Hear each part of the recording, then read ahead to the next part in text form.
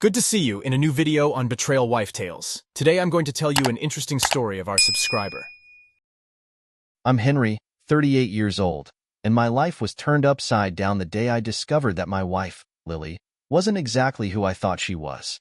Our marriage, which I thought was secure, was more complicated than I ever could have imagined.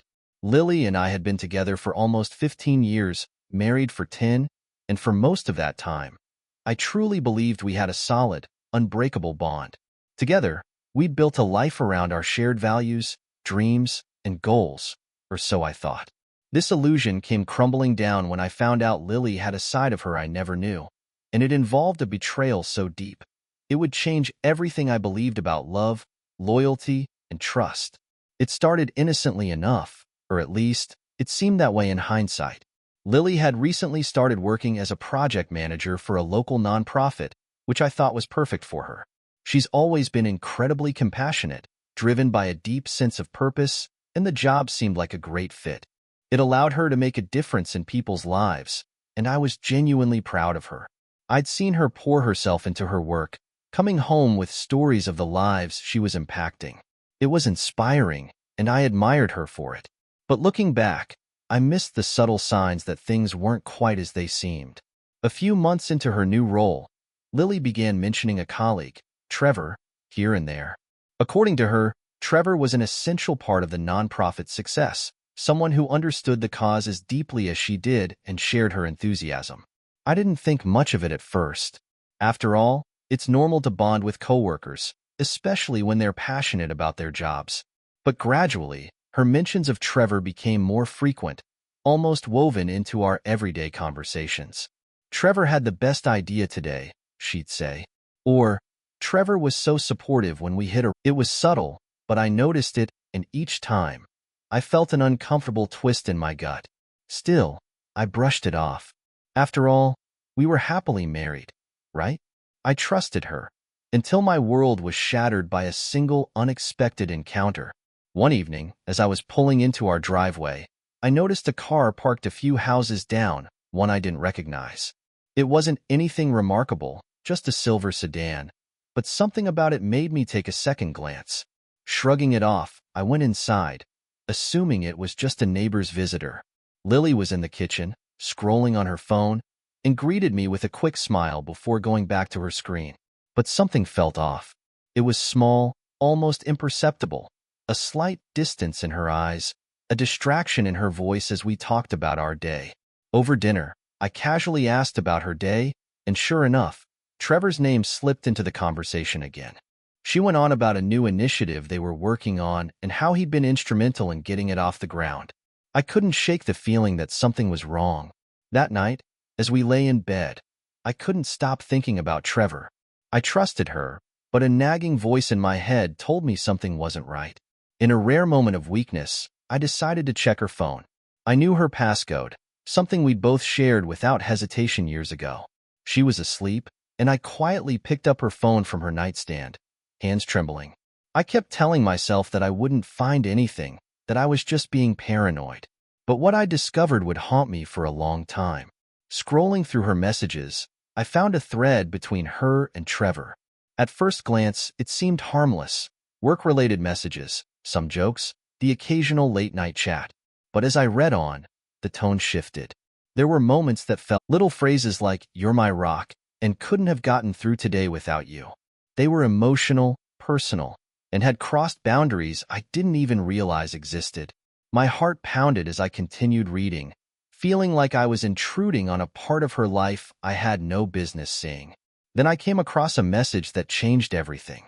It was from just a few days prior, a time I remembered distinctly because she'd told me she was staying late for a team meeting. It was simple, just 3 words from her to him, "Can't stop thinking." And then, another message right after, saying, "About last night." I felt a wave of nausea roll over me. My hands went cold as I reread the message, hoping I'd somehow misinterpreted it. But it was there, in plain text, "Can't stop thinking about last night." That phrase echoed in my mind like a death knell. I sat on the edge of our bed, feeling my reality split open as I tried to process what I'd just discovered. I needed answers, but part of me didn't want to know what those answers might be. I wanted to confront her right then and there, to shake her awake and demand an explanation. But a part of me knew that if I didn't handle this carefully, I might never get the truth. Instead, I decided to gather more evidence. I needed to be absolutely sure of what I was dealing with before making a move. So, I put her phone back on the nightstand, slipped back under the covers, and lay awake, staring at the ceiling until the first light of dawn crept through the window. The next few days were torture. I was plagued by an agonizing mix of anger, sadness, and disbelief. I kept telling myself that maybe there was some other explanation, that I was overreacting. But deep down, I knew I wasn't. The intimacy in those messages, the secrecy, it all pointed to one undeniable conclusion. That Friday, an opportunity to confirm my suspicions presented itself. Lily mentioned that she'd be working late on a special event at the nonprofit. She'd be organizing a team-building night with a few of her colleagues, and of course, Trevor was going to be there. I forced a smile, pretending to be supportive, but inside I was seething. She had no idea I'd seen the messages, no idea I was onto her. I knew this was my chance to finally get some real answers. After she left, I waited an hour, pacing around our living room, trying to steady myself for what I was about to do. Finally, I got in the car and headed to the nonprofit's office. I parked a few blocks away, hoping I'd go unnoticed. My heart was pounding as I crept closer to the building. From where I was standing, I had a partial view of the lobby and a couple of the offices through the large windows.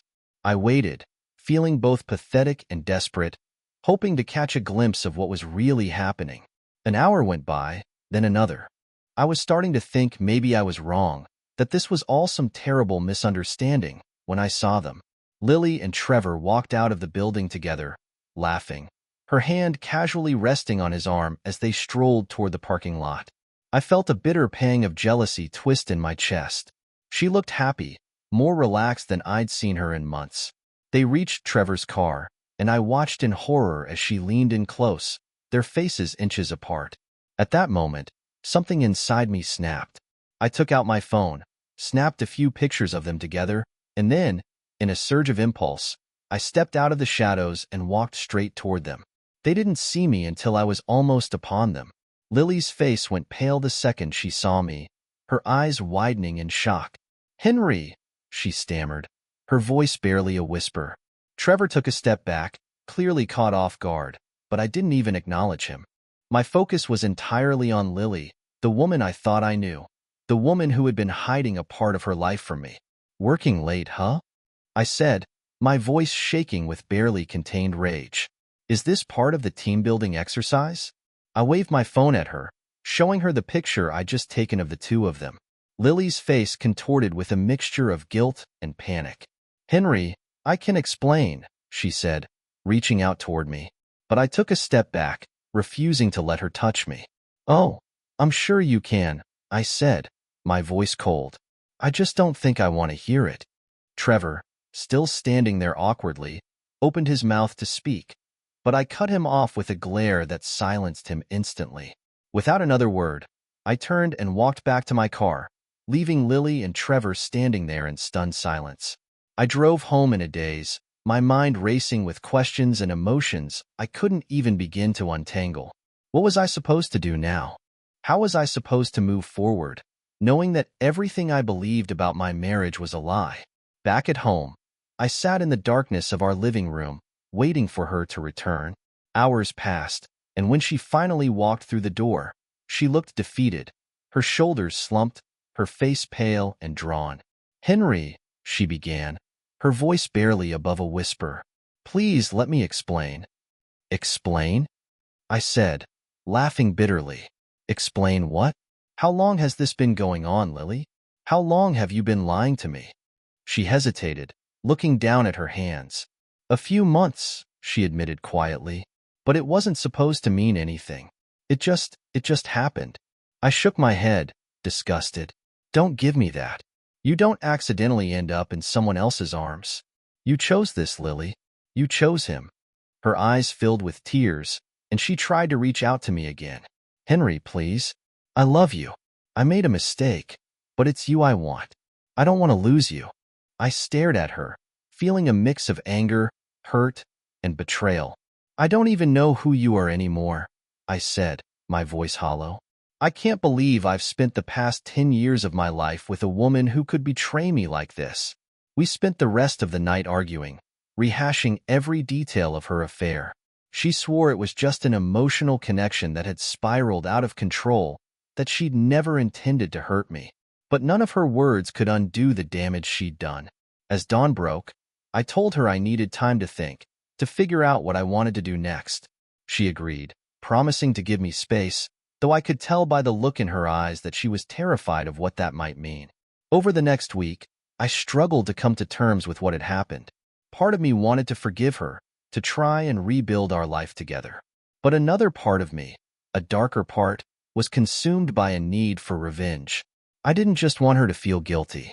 I wanted her to understand the depth of the pain she'd caused me. It was then that a plan began to form in my mind. A plan that would make her feel every ounce of the betrayal I was drowning in.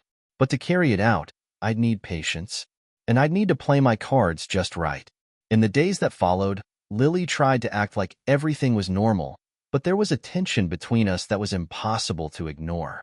She would tiptoe around the house, sending me these desperate, pleading glances whenever she thought I wasn't looking. She tried to reach out a few times, asking if we could talk, but I'd brush her off with a curt reply or pretend I was busy. I could see the guilt wearing on her, eating away at her, and that was exactly what I wanted. If she thought she'd already hit rock bottom, she had no idea what was coming. Over the next few weeks, I started putting my plan into action. It began with small things, subtle shifts that she wouldn't immediately notice, but would slowly drive a wedge between us.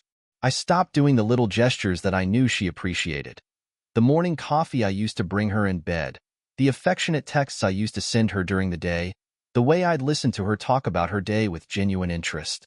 Instead, I'd act distant, cold, like a stranger just going through the motions. Every time she tried to bring up the affair, I'd brush her off with a simple, "I'm not ready to talk about it." I could see the frustration building in her, but she didn't press me. I knew she felt she had no right to demand anything from me, and I was counting on that.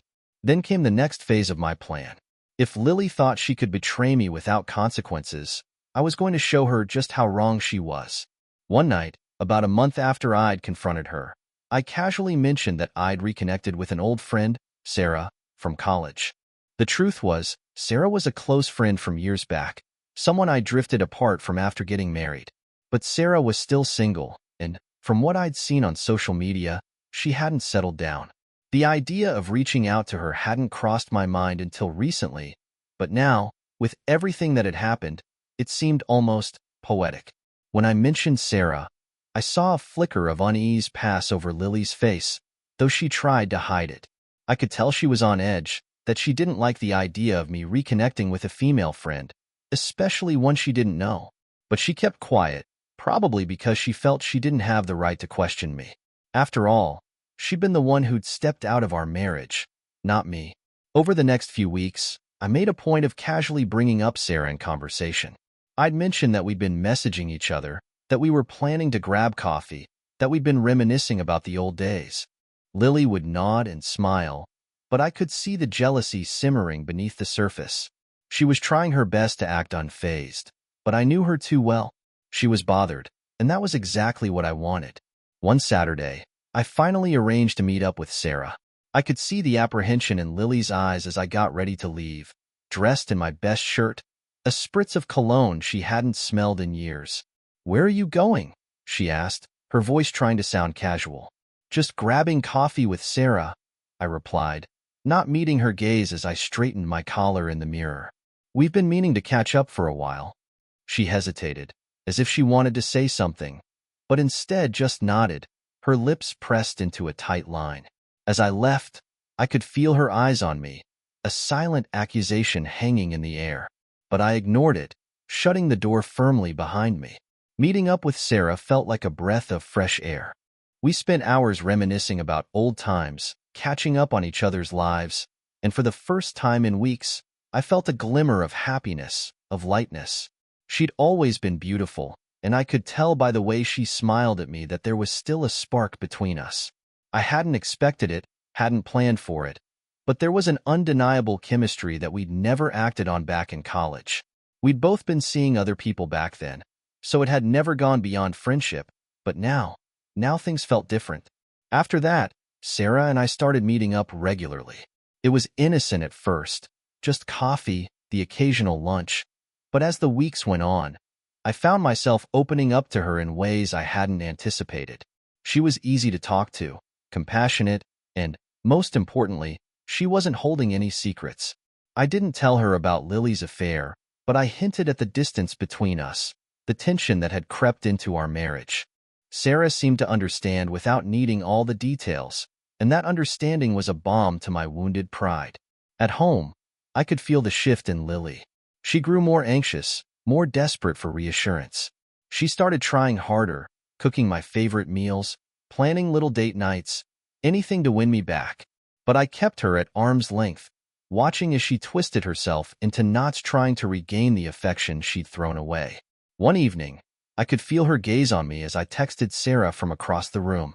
She was watching me, eyes narrowed, her jaw clenched, and I could tell she was on the verge of saying something. Finally, she spoke, her voice tight. "So, you and Sarah seem to be spending a lot of time together." I looked up, meeting her gaze with a calm expression. "Yeah," I said simply. "It's been nice reconnecting." She stared at me, her face a mask of barely concealed jealousy and hurt. "Is there something going on between you two?" I raised an eyebrow, feigning surprise. "What? No, of course not. We're just friends, Lily. Isn't that allowed?" She didn't respond right away, and I could see the struggle in her eyes, the frustration of not being able to accuse me without sounding like a hypocrite. Finally, she muttered, I just think maybe you should be careful. I mean, you don't want things to get complicated." "Complicated?" I echoed, a bitter smile forming on my lips. "You mean like how things got complicated between you and Trevor?" She flinched, and I could see the shame flash across her face. "That's different, Henry. I already told you it was a mistake. I'm trying to make things right with you, but it feels like you're punishing me." "Maybe I am," I said coolly. "Maybe I want you to understand what it feels like to wonder, to question, to feel like you're losing the person you thought you knew." Her shoulders slumped, and she looked away, defeated. I could see the toll this was taking on her, the guilt and regret weighing heavily on her. But instead of feeling satisfied, I felt an unexpected pang of something. I didn't want to call it sympathy, but it was close. Despite everything, there was still a part of me that loved her, that wanted to believe we could get past this. But I wasn't ready to forgive her. Not yet. In the meantime, my friendship with Sarah continued to grow. She was a source of comfort, of normalcy, and though I hadn't told her the full extent of what had happened with Lily, I could tell she sensed that I was dealing with something difficult. She didn't push, didn't pry. She just offered her presence, her support, and that was more than enough. Then, one night, as we sat in her living room, sharing a bottle of wine, she looked at me with a tenderness that caught me off guard. "Henry," she said softly, "I don't know what you're going through, but if you ever need someone to talk to, really talk to, I'm here." I stared at her, caught in the warmth of her gaze, and for the first time, I felt a flicker of something I hadn't felt in a long time: hope. Maybe there was a way forward, a life beyond the betrayal, a chance for happiness that didn't involve constantly looking over my shoulder, wondering if I could ever trust Lily again. I didn't know what the future held, but for the first time, I felt like I had options. And that was more than I'd felt in months. As things with Sarah continued to evolve, my life felt like it was divided between two worlds. At home, there was the lingering shadow of Lily's betrayal, the pain that simmered just beneath the surface every time I looked at her. But with Sarah, it was different. I felt like myself again, like the version of me I'd lost somewhere along the way, buried beneath years of routine and the heartbreak of Lily's deceit. And the more time I spent with Sarah, the more I found myself wondering if there was something real between us, something that might just offer me a fresh start. Lily, on the other hand, seemed to be spiraling. She grew increasingly desperate, almost frantic in her attempts to repair our relationship. She started texting me at random times during the day, asking if I'd be home for dinner, if we could spend the weekend together, if I'd like to go out for a date night. She even suggested we see a marriage counselor, something I'd brought up in the early days after the affair was exposed, but that she had brushed off then. Now, she seemed willing to do anything to bring us back together, to hold on to the remnants of our marriage. But I wasn't ready to let go of my anger just because she was finally showing remorse. Part of me found a dark satisfaction in watching her squirm, in seeing her come face to face with the consequences of her choices. I could tell she sensed the growing distance between us, even if she didn't know that Sarah was part of the equation. And that knowledge seemed to torment her. One evening, I returned home after spending the afternoon with Sarah, who had invited me over to help her set up a new bookshelf. It was innocent enough, but I could tell by the way she looked at me, the way her hand would linger a moment too long on mine, that there was an underlying tension between us. Neither of us had acted on it yet, but there was an undeniable spark. Part of me was drawn to it, to the promise of something new and untainted by betrayal. But another part of me was held back, restrained by the remnants of loyalty to Lily, however fragile they might be. When I walked through the door that night, Lily was waiting for me in the living room, her face pale and her eyes puffy. She'd been crying, something I hadn't seen her do in weeks. My stomach clenched with a pang of guilt, but I forced myself to keep my expression neutral. "Henry, can we talk?" she asked, her voice small and broken. I nodded, crossing my arms and leaning against the wall. "What's going on?" She took a shaky breath, wringing her hands together. "I know I've hurt you," she began, her voice trembling, "and I know I have no right to ask for your forgiveness. But I need to know if there's still a chance for us. If you can ever find it in yourself to move past this." I stared at her, my mind reeling. I had expected her to beg, to make more promises, but there was something different in her tone tonight, a desperation that went beyond guilt. It was as if she were reaching out to me for one last lifeline, one last hope. "I don't know, Lily," I said, my voice steady but cold. "What you did, it broke something in me, in us, and I don't know if it can be fixed." Her eyes filled with fresh tears, and she looked down, biting her lip. "I understand," she whispered, "but please, I need you to know that I never meant for things to get this far. I was lost, confused. I thought maybe I needed someone else to fill the gaps in my life. But I was wrong. I see that now, and I'll do anything to make it right." I felt a wave of conflicting emotions crash over me. Anger, hurt, a twisted satisfaction in seeing her so remorseful. But beneath it all, there was a flicker of something I hadn't expected. Sympathy. I'd spent weeks making her suffer, making her question and doubt. But now, seeing her so broken, I felt a pang of the compassion that had once bound us together. "Lily," I said slowly, my voice softer than I intended, "do you even know why you did it? Do you even understand the damage you caused?" She nodded, a tear slipping down her cheek. "Yes, I know. I was selfish. I thought I needed something more, that Trevor understood me in a way you couldn't. But it was all an illusion. When I looked at you that night, when I saw the hurt in your eyes, I realized that I'd thrown away the only real thing I had. I'm so sorry." I looked away, unable to meet her gaze. Part of me wanted to forgive her, to hold on to the life we'd built, but another part of me was haunted by the memory of her betrayal, of her messages to Trevor, of the nights she'd stayed out late, thinking I'd never find out. And then, as if to complicate things further, a memory of Sarah flickered through my mind. Her warmth, her kindness, the way she looked at me like I was the only person in the room. The silence stretched between us, heavy and suffocating, until Lily spoke again. "Henry," she whispered, her voice barely audible, "I'll do whatever it takes. If you need space, if you need time, I'll give it to you. But please, please don't give up on us." I took a deep breath, feeling the weight of her words settle over me. "Fine," I said eventually, my voice flat. "We'll try counseling. But I'm making no promises, Lily. This isn't just about you trying to fix things. You have to understand, you're going to have to rebuild my trust from scratch. And that's going to take time." Relief washed over her face, and she nodded quickly. "Of course, Henry. I'll do anything. I'll prove to you that I can be the wife you deserve." We sat there in silence for a while, an uneasy truce forming between us. I could see the hope glimmering in her eyes, the tentative belief that maybe, just maybe, we could salvage what was left of our marriage. But as I looked at her, I couldn't shake the feeling that I was still balancing between two lives, the life I'd built with her, and the one that might be waiting for me with Sarah. The next week, we started counseling. Each session was exhausting, dragging up memories and emotions I tried to bury. Lily poured her heart out, confessing to every misstep, every moment she'd taken me for granted.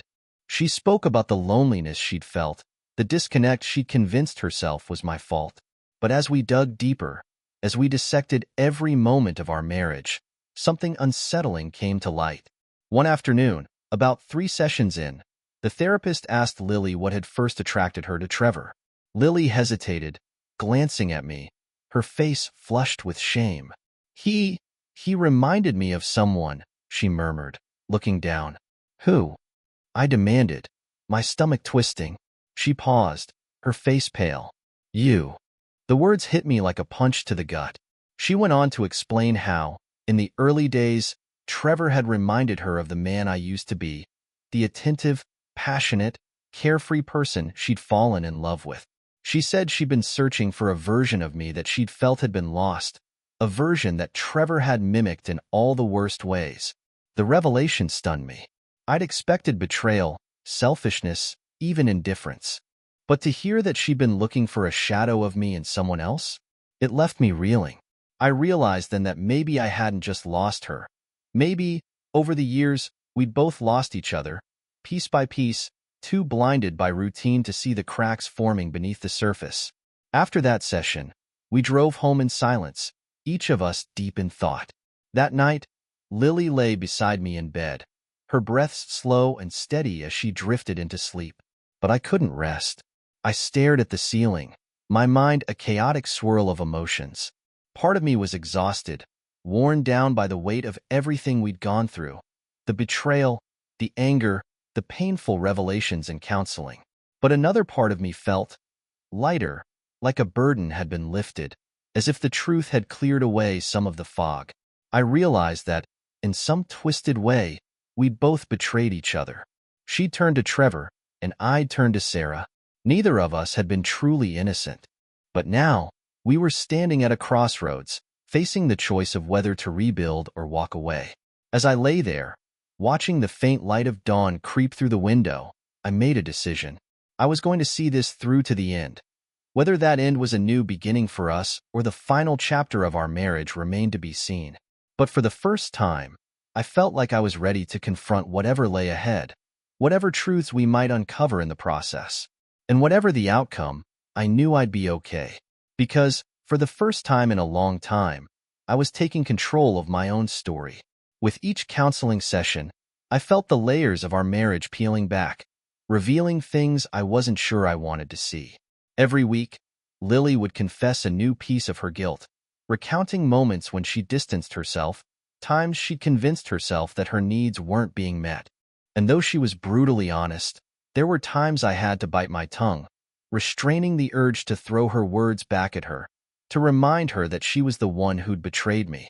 Yet, as our sessions progressed, something unexpected happened. I could feel myself softening.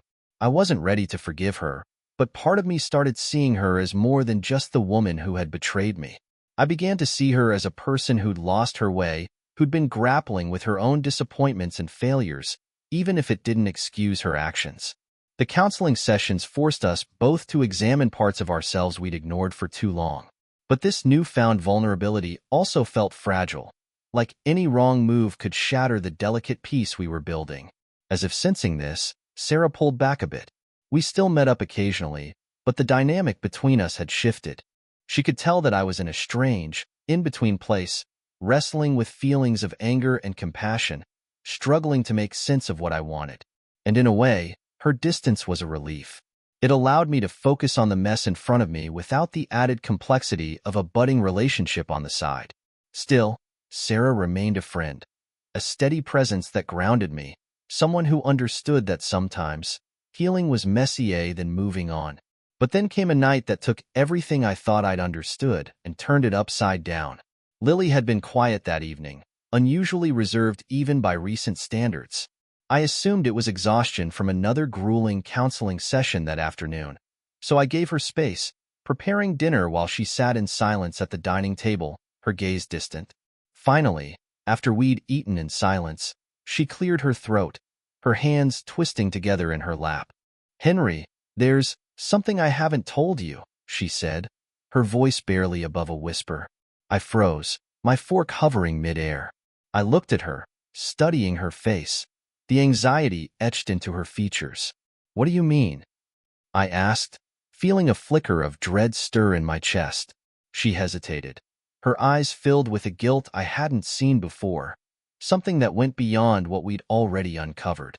"There's more to what happened with Trevor. It's worse than you know." My heart pounded as I set my fork down, bracing myself. "Lily, what are you talking about?" She took a deep breath, her voice barely steady.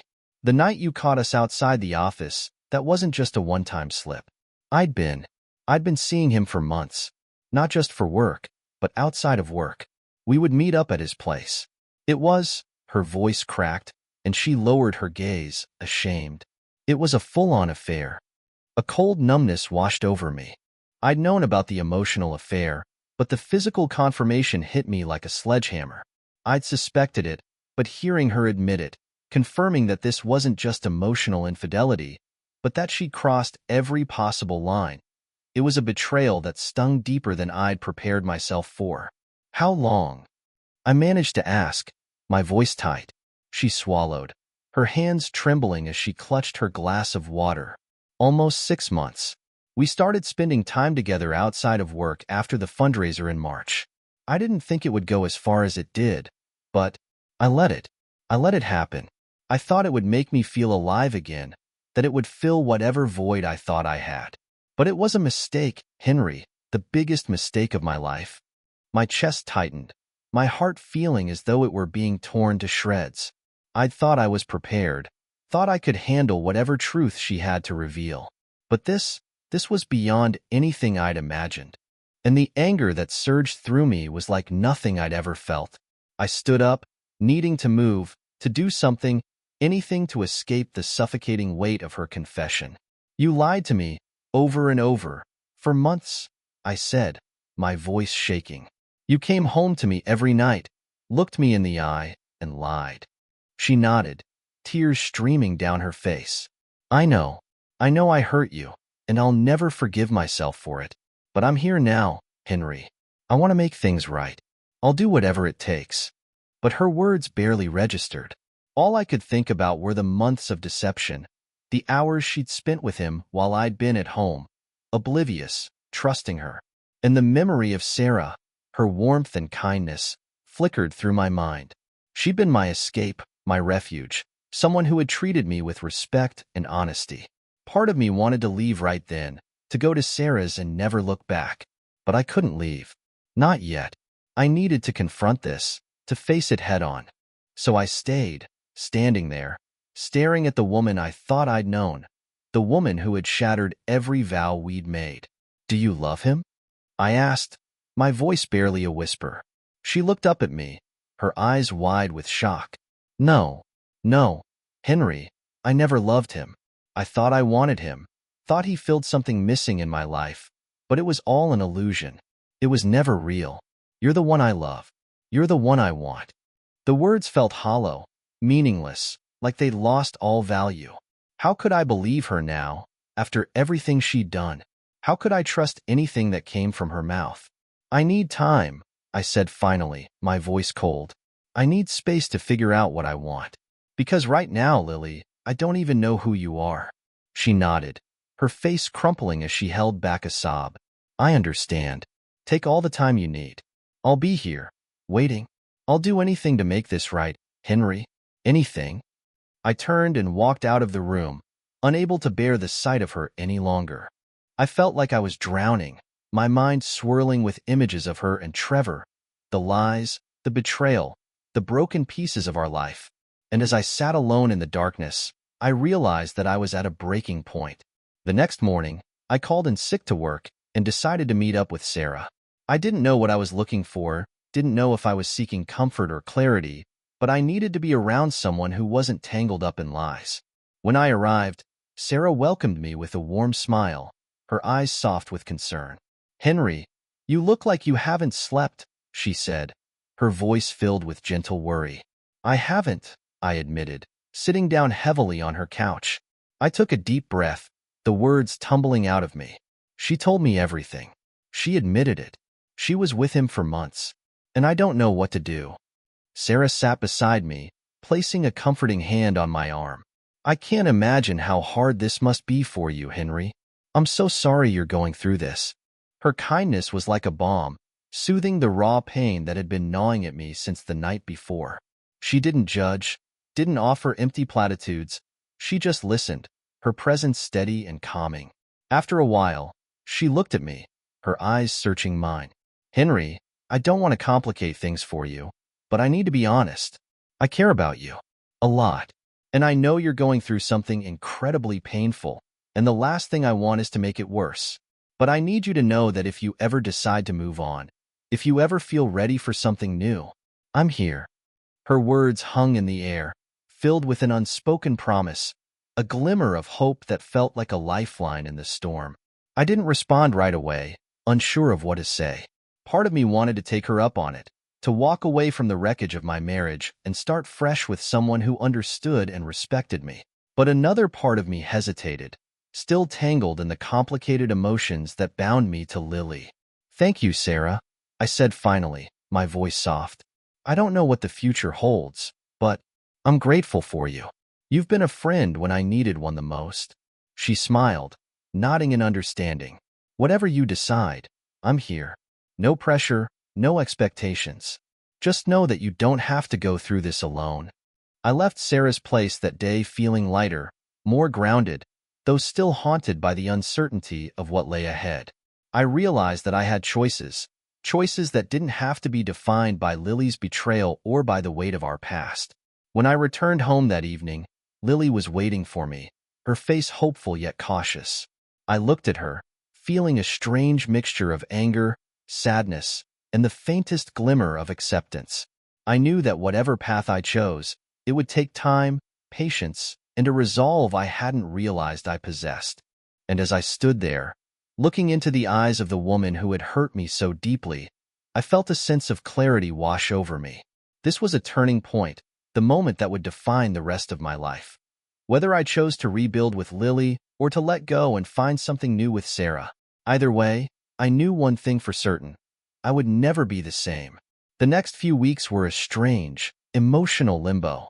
Lily and I continued with counseling, but every session seemed to peel back another layer of pain, exposing raw wounds I wasn't sure would ever fully heal. Despite her apologies, despite her attempts to prove she was committed to repairing our marriage, a part of me felt distant, almost numb to her efforts. I was constantly haunted by images of her with Trevor, the lies, the secrets, the betrayal that still hung between us like an unbreakable wall. During one particularly intense session, our therapist asked us each a pointed question. "What is it that you want? And what are you willing to do to get there?" I remember Lily's answer, the sincerity in her voice as she said, "I want my husband back. I want to rebuild what I broke.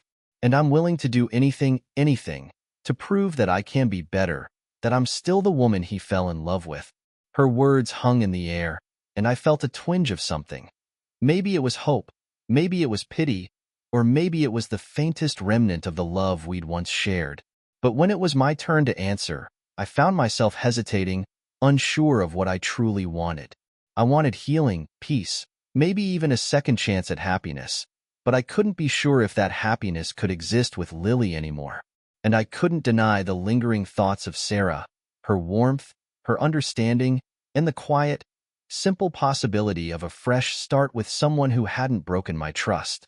That evening, as we sat in the car outside our house, Lily reached for my hand, her eyes filled with vulnerability.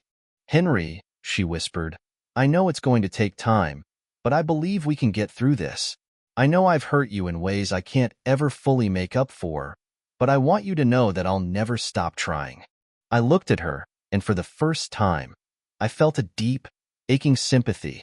She looked so small, so lost, and I could see the weight of her guilt in every line on her face. And in that moment, I realized something unexpected. I didn't hate her. I couldn't. A part of me wanted her to be free from the prison of her own remorse, just as much as I wanted to be free from the pain of her betrayal. "Lily," I said softly, "I don't know if I can ever go back to the way things were. I don't know if I can love you the way I once did. But I don't want us to live in resentment either. Maybe, with time, we can find a way to forgive each other." She nodded, her eyes brimming with tears. "I'll wait as long as it takes." As the days turned into weeks, I threw myself into work, gym, and the small, simple routines that kept me grounded. I still saw Sarah occasionally, though our friendship remained strictly platonic. She never pressed me, never tried to pull me closer, but her presence was a steady comfort, a reminder that I didn't have to rush into any decision. She'd become a confidant, someone who understood my pain without needing to be part of it, and for that, I was deeply grateful. One evening, after an unusually quiet day, Lily approached me with an envelope in her hands, her face pale and drawn. "What's this?" I asked, taking it from her. She swallowed, her voice barely a whisper. "It's something I've been thinking about for a while. It's divorce papers." I stared at her, stunned. "Divorce papers?" She nodded, looking away. "I know you've been struggling, Henry. I know I've hurt you in ways that might be impossible to repair. I wanted to prove I was willing to do anything to make this work, but I realized that holding on to you, keeping you tied to me when you might be happier without me, that isn't love. I don't want to be the reason you can't move forward. So, if you need to let go, if you need to be free from this, I'm giving you that choice." Her words struck me deeply. I'd never expected this kind of selflessness from her, especially after everything we'd been through. And as I looked at her, standing there with tear-filled eyes, I felt a strange sense of release. For the first time since the affair, I felt as though I could breathe. "I don't know what to say," I whispered, caught off guard by her gesture. "You don't have to say anything. Just take as much time as you need. Whatever you decide, I'll respect it." That night, I lay awake, staring at the divorce papers, wrestling with the decision in front of me.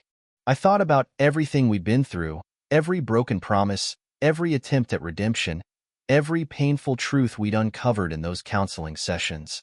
And then I thought about Sarah, about the life I might have with someone who saw me for who I was, who respected me, who didn't carry the weight of betrayal.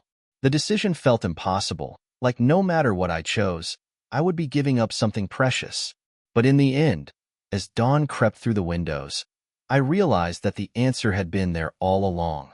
The following evening, I called Lily into the living room, holding the envelope in my hands. She looked at me with a mixture of hope and dread, bracing herself for what was coming. "I've made a decision," I said, my voice steady but gentle. She took a deep breath, nodding. "Okay." I handed her the envelope. "I'm signing these. Not because I hate you. Not because I don't see the effort you've made to rebuild what we lost. But because I think we've both outgrown this marriage. Somewhere along the way, we lost each other. And I think the kindest thing we can do now is let go, to give each other a chance to start fresh, without the weight of the past dragging us down." Her face crumpled, but she nodded, a bittersweet smile breaking through her tears. "I understand, Henry. I think you're right. And maybe, one day, we can look back on this and remember the good times, without the pain." We sat in silence for a long time, an unspoken peace settling between us. In that moment, I knew that I would always carry a part of her with me, that the years we'd spent together weren't wasted, even if they were ending. We'd shared something real, something beautiful, and though it had been shattered, it had left us both with lessons we'd carry forward. The next few months were a whirlwind of paperwork, court dates, and bittersweet goodbyes. We sold the house, divided our belongings, and worked together to separate our lives with as little animosity as possible. There were still moments of pain, moments where I felt the weight of what we were leaving behind, but there was also a sense of liberation, a feeling that I was finally free to rebuild, to create a life on my own terms. After the divorce was finalized, I met with Sarah for coffee. She'd been a quiet presence in my life throughout the whole ordeal, never pushing, never asking for more than I was ready to give. And as I sat across from her, looking into her familiar, kind eyes, I felt something stir within me, something that felt a lot like hope. "Sarah," I began, my voice uncertain but filled with newfound resolve. "I've been through a lot, and I know I'm not exactly a blank slate. But if you're willing, I'd like to see where this could go. I think, I think I'm finally ready." She smiled, reaching across the table to take my hand. "I'd like that, Henry. And don't worry, I don't expect perfection, just honesty." Her words were like a balm, soothing the lingering wounds from my past, and as we sat there, holding hands across the table, I felt the weight of my old life finally lift, replaced by the quiet promise of something new. Looking back now, I realized that my journey wasn't just about surviving betrayal. It was about rediscovering myself, about learning that healing isn't always a linear path and that sometimes letting go is the greatest act of love you can give, to yourself and to the person who once meant the world to you. I don't hate Lily. In fact, I think part of me will always care for her, will always hope she finds her own version of happiness and peace. But I've come to understand that love doesn't always mean staying together.